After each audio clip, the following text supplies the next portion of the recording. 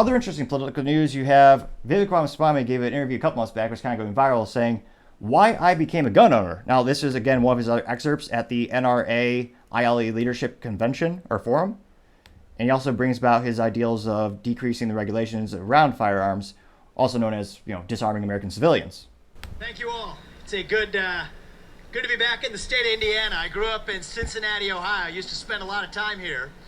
My dad, came over from India to this country. We used to ask him, "Why'd you come halfway around the world to Cincinnati, Ohio?" He said he had to be close to his sister who lived in Indiana. That, of course, begged the question of why his sister came halfway around the world to Fort Wayne, Indiana. And we joke around, it's the only U.S. state with the word India contained in the name of the state. It's good to be back. I actually came from the campaign trail here from New Hampshire. We're on a bus tour. I started this morning with an event. I'm going to be speaking at an event tonight in New Hampshire. But I came here to be with you in person.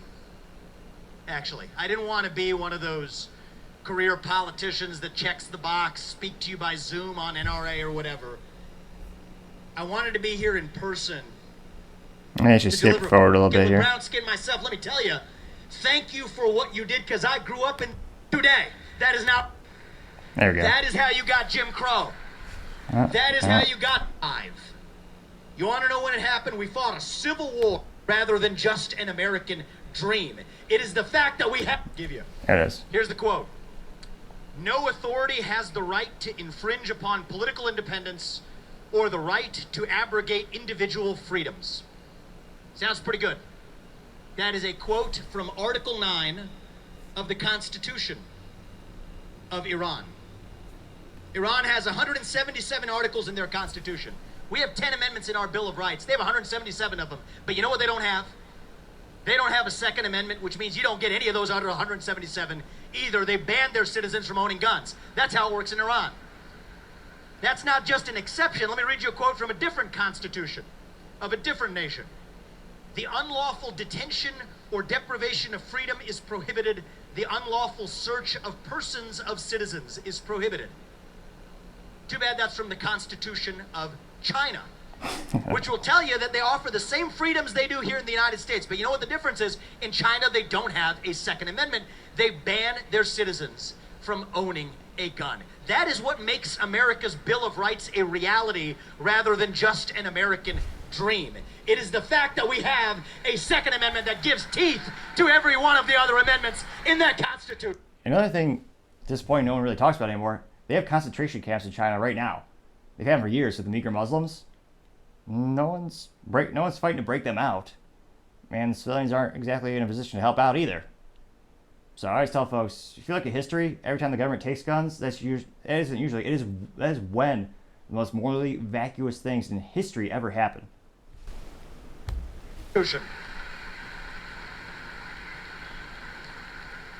Even we haven't been perfect in this country. I want you to raise your hand if you know when the first anti-gun laws were passed in this country. Raise your hand if you do. 1865. You want to know when it happened? We fought a civil war in this country to give black Americans the equal protection under the law that we failed to secure them in 1776. But then you want to know what happened? Southern states passed anti-gun laws that stopped black people from owning guns. The Democrat Party then, as in now, wanted to put them back in chains. That's exactly what they wanted to do. That is how you got Jim Crow. That is how you got to Martin Luther King Jr. being denied his concealed carry permit wrongly by J. Edgar Hoover's FBI, just as the FBI today politicizes its behavior against its political opponents today. That is not right. Good point. That is not America. And you want to know who fixed that problem? It's you all, actually, who fixed that problem. The NRA is the one that got the job done by securing the rights of black Americans to own guns, that trained black Americans in this country. I agree with this only because the NRA, they have done some amazing things for gun rights throughout the years, and to this day they do some great safety programs. But, I mean, more and more in modern times, they more or less just acquiesce to the demands of people who want to take guns away. I mean, they famously endorsed Trump's idea of banning bump stocks, which was legally questionable, or actually no, legally it was ridiculous in terms of the definition of a machine gun. They were redefining it, turning millions of Americans into felons overnight who purchased the product legally, had a letter from the ATF saying this is a legal product, this does not redefine the firearm, and then with that executive order, they just kind of redefined the whole thing and turned Americans into felons. And the NRA said, yeah, that's a good idea. We endorse you. We endorse this action. And they've done many worse things since then as well. To own guns, it was the NRA that got that done. And as a first-generation American with brown skin myself, let me tell you, thank you for what you did, because I grew up in this country in the 1990s where we enjoyed the freedoms that the Second Amendment secured. That's the other freedoms in the Bill of Rights. That's the America I know. Thank you.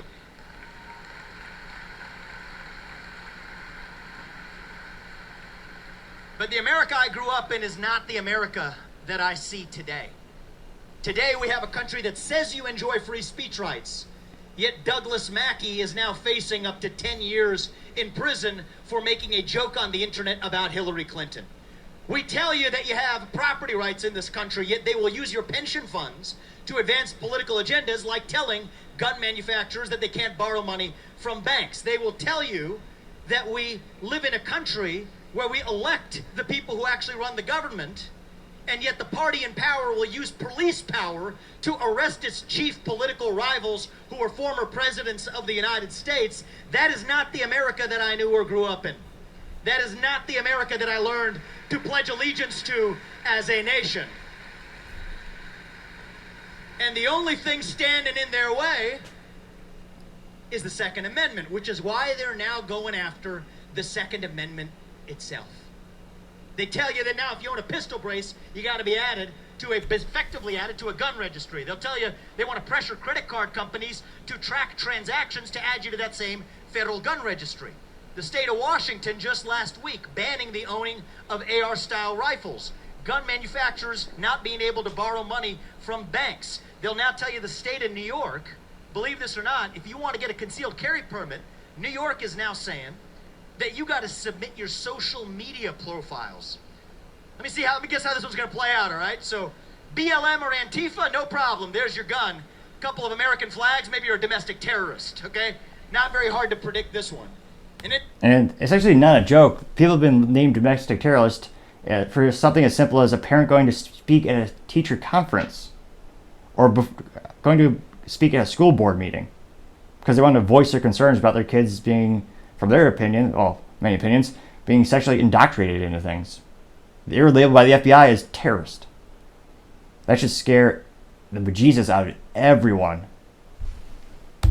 Isn't it funny that it's the very states and cities that will tell you they want to defund the police and clear the jails? It's also, as reported just earlier, if you're watching the whole show, earlier just reported in New York City, they have 327 people who caused 1/3 of the crime. They were rearrested 6,000 times, clearly showing that the government has no intention of keeping you safe. They have no intention of cleaning up the city or securing the city. You're on your own. Now more than ever. That'll also be the ones that stop you from actually defending yourself against the crime that their policies create.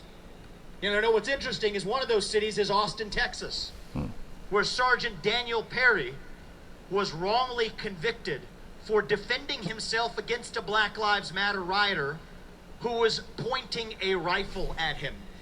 That city does not believe in self-defense. Defense is not a crime in this country, and I stand with Governor Greg Abbott in making sure that he receives a pardon.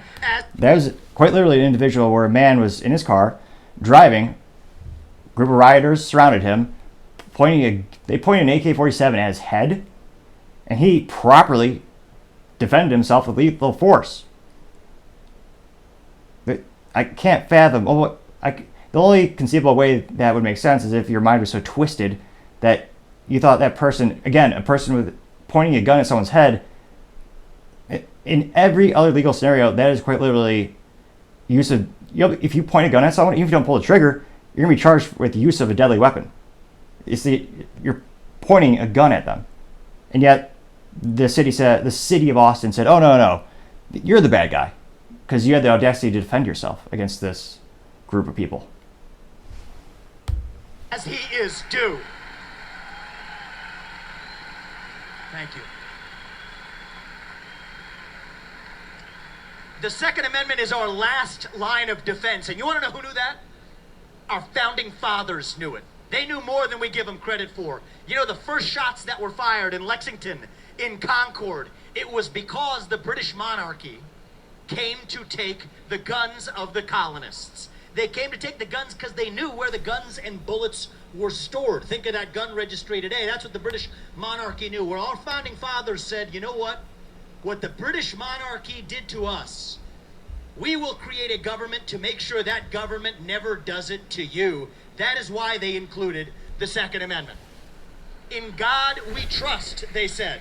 It's on the bottom of our coins. It's on the bottom of our dollar bills for a reason, because when we say in God we trust, that means that in government we distrust. That is what it means to be American. That is who we are. We are the explorers. We are the pioneers who came to this country, whose parents came to this country, whose forefathers came to this country to be free, to be the explorers, to roam the American terrain without any government telling them what they could or couldn't do. And the reason we're able to do it is because the existence of that Second Amendment. Now, I'll tell you, you hear from the other side that, well, we have school shootings in this country. We have mass shootings. I'll tell you, there's not a person in this room that wants to see another school shooting in this country. You want to have the courage to deal with it, then step up and deal with the actual problem. We have a mental health epidemic across America.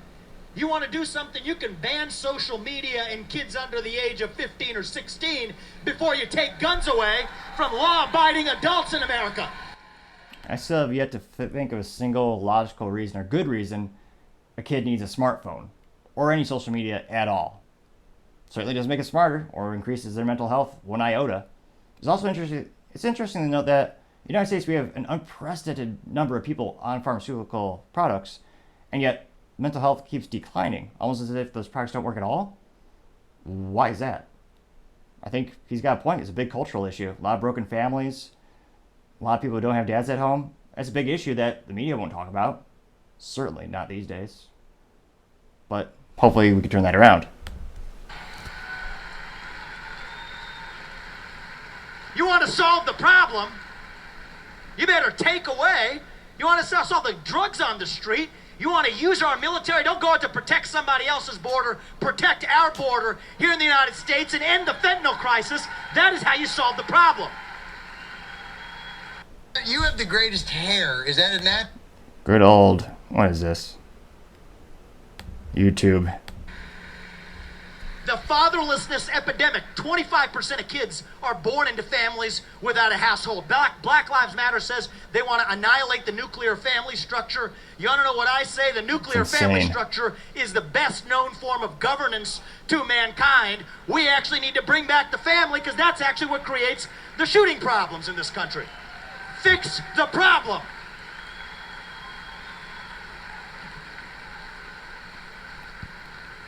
Now, that mental health epidemic, where did it come from? It didn't start in a vacuum. Okay, it started because we are lost in the desert. I'm going to tell you something about myself. I'm 37 years old. I was born in 1985. I'm the first millennial candidate ever to run for U.S. president as a Republican. I'm going to speak to you on behalf of my generation. I'm going to tell you something about us. I think it's true about all of us of every age, actually, in this country. We are lost. We are hungry for a cause.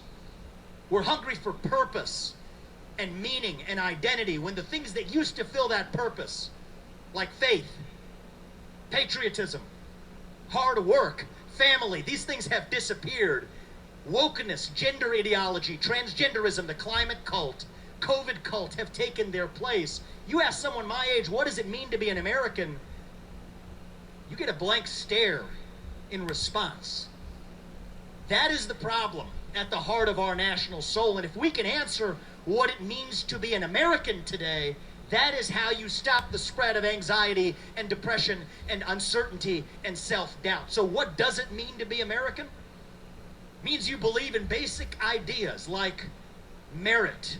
The idea that you get ahead in this country not on the color of your skin, as Martin Luther King said it, but on the content of your character and your contributions, which is why I'll end race-based affirmative action in America. Means you believe in the rule of law, that people like my parents who want to come to this country can come through the front door and make their contributions, but I am sorry, your first act of entering this country cannot be a law-breaking one. That is not racist or xenophobic. It is what it means to be American. Means we believe, thank you, means we believe in free speech and open debate, because I'll tell you this, free speech is a condition for peace in America. You tell people they cannot speak, that is when they scream. You tell people they cannot scream, that is when they tear things down.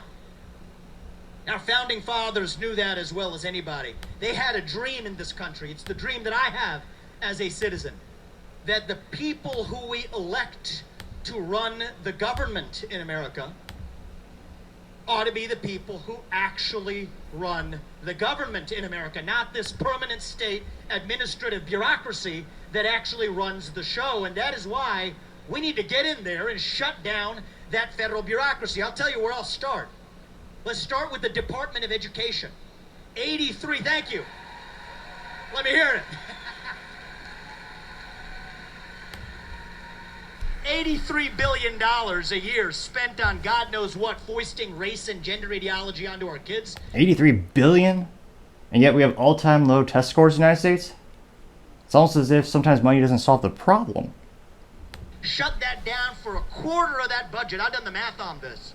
You can put 3 armed security guards in every school across this nation. You tell me what's a better use of money. I've also said that we need to go further. When you have an agency like that FBI that told Martin Luther King he couldn't have that concealed permit, that now tells conservatives effectively the same thing, politicizing the police state against them, you can't reform that from the top down. That is why I've said what you're not supposed to say, but I'm saying it tonight. I will say it again. We will shut down the FBI and replace it with a police. Hopefully he's not going to Dallas anytime soon. It didn't end too well for the last politician who threatened to shut down those government agencies. Apparatus that actually respects the law instead of making it up. And that apparatus can actually do the job of those background checks, which means that tonight I'm pleased to make the announcement that if I'm elected next president of the United States, we will finally shut down the ATF, an agency that is beyond repair. That is the right answer left in the country. And he's going to win a lot of libertarian votes from that statement. while we're at it, let's make constitutional carry the law of the land and finally put any ban on those efforts to actually make that federal gun registry, because they want to be able to find you just like the British monarch wanted to find the colonists. We're not going to let that happen. Now, it's been a couple years since Ted Cruz had that remark, but I did think he had a good kernel of truth when Ted Cruz, during an anti-gun discussion, he said prominently, there's only 2 reasons for the government to know the serial numbers on your gun or the guns you have: to tax them or to take them. And if you look at historically speaking, that is 110% correct. So the thing is, I'll say this in closing. Okay. Our founding fathers, they knew what we were doing. We celebrate today our diversity and our differences. If we get this right, we can actually stand up to the real foreign policy threats that we face. You want China not to invade Taiwan? Here's something we can do. The NRA can open its branch next time in Taiwan. And you want to stop Xi Jinping from invading Taiwan? Put a gun in every Taiwanese household. Have them defend themselves. Let's see what Xi Jinping does then. It is also hilarious to see all the people who are anti-gun simultaneously support Ukraine, who is arming every civilian with a firearm. And those same people also don't believe in borders, but they're upset about the Ukraine's borders. Hypocrisy in politics is hilarious and all too often common. That is what it means to be an actual American. Train them how to use guns, just like we did to black people in this country after the Civil War. Taiwan, we're coming for you. We're with you, Taiwan. Put a gun in every household. China ain't gonna do a peep. Xi Jinping got nothing on us. That is what it means to be American. Do not celebrate your diversity and your differences. We need to go back and remember all the ways we're really just the same as Americans, bound by that common set of ideals that set this nation into motion 250 years ago. E pluribus unum. From many, one. You see, that is the dream that won the American Revolution. That is the dream that reunited us after that Civil War. That is the dream that won us 2 world wars and the Cold War. That is the dream that still gives hope to the free world. And if we can revive that dream over this fractious group identity nonsense, then nobody in the world, not a nation, not a corporation, not a virus is going to defeat us. That is what American exceptionalism is all about, and that is what we will revive to save this great nation. Thank you. God bless you. God bless your families. God bless the United States of America. Thank you. And for reference, that video was actually used from CNN News 18 on the YouTube.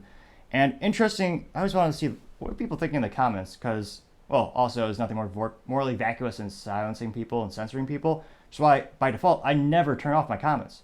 YouTube has disgustingly censored a couple of my videos. Hilariously, they actually censored the video where I talk about censorship, so perhaps just proving my point themselves better than I ever could.